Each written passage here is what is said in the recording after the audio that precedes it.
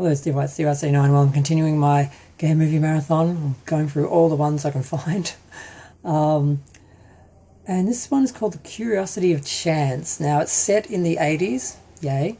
I really should have kept all my 80s retro ones and kind of put them together, but a lot of these films I'm sort of watching for the first time, and it's sort of not clear sometimes from the notes and references that they are set like in the 80s or a different period or something. This is set in Europe as a flamboyant 16-year-old. I'm not quite sure what he is. I think he wants to be a performer, who attends a new high school, and of course he makes a big show of himself. So he walks in like in a suit and a top hat, and he gets a lot of homophobia. He befriends his next door neighbour, who is kind of a cute jock, but he's blown out his knee and actually isn't going forward with his scholarship, and he's got a lot of drama. His dad is actually Hank from Twin Peaks, and he plays a military guy in this, and half the times he's wearing like his army gear and that when he's at home. He's got a younger sister who talks in a weird accent for no reason, and seems to be oddly wise. Not a lot really happens in the story except he just deals with a bully, and he finds sort of the community, and he does a drag show, and he sort of does really well, but then his friend who's taking photos for him accidentally lets the girlfriend of the guys bullying him see it, and then they put it all over the school, and he's outed, although on one level he doesn't care, on another level he does.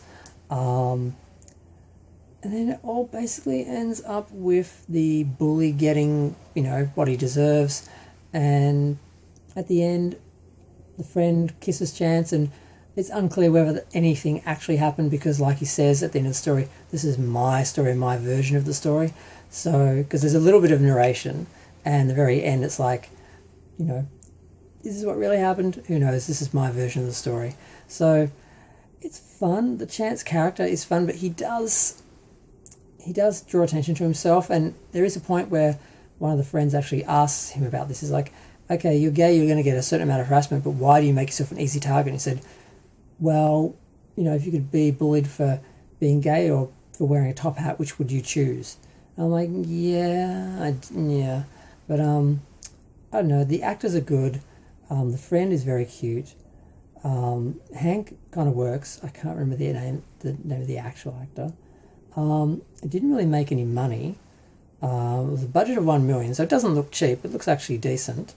The 80s aesthetic is probably one of the most fun parts about it. The costumes, his costumes are fairly out there, and some of the friends are interesting. He's got a female black friend who's very much the alpha male of the group.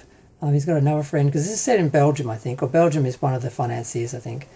And his friend sort of speaks in some language, but he's just got that heavy accent, and he's very much the follower, but he does cause a lot of problems. So he's very active in some ways, but kind of mute in some ways.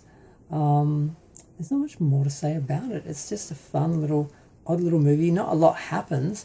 It's really just him dealing with all these little problems and just the reality of being a teenager, an out teenager in high school.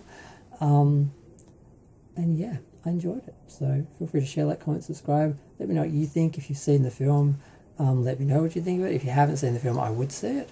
I might watch it again, because that's sort of the big factor here. A lot of these gay films, I'm just watching them because I haven't seen them. They've just sort of been on a list of gay films you should see because you're gay. It's probably relevant, or obligatory, you should watch this one.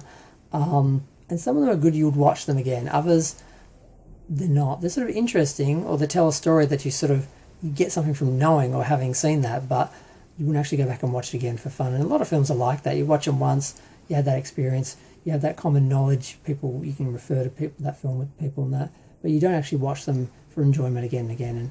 And only some films you do that, and I notice for myself, even the films that I do want to watch again and again, I actually don't. I kind of stop myself so I don't ruin them. So, I'm just trying to work out which films are good, which films I'd watch again, which ones are important, and I don't know, I'm just having fun talking about them and reviewing them, because some of them I can't even find reviews for them, so at least someone has done one that's out there, so if someone's wondering what this film is about, or if they're looking for gay films in general, they might be able to find the film through my review. So that's sort of the best I can hope for. But 5 minutes, I need to stop. I'm trying to keep all my reviews to 5 minutes, and I keep failing. I end up being 6, 7, 8, 9 minutes. But this is 5, pretty much.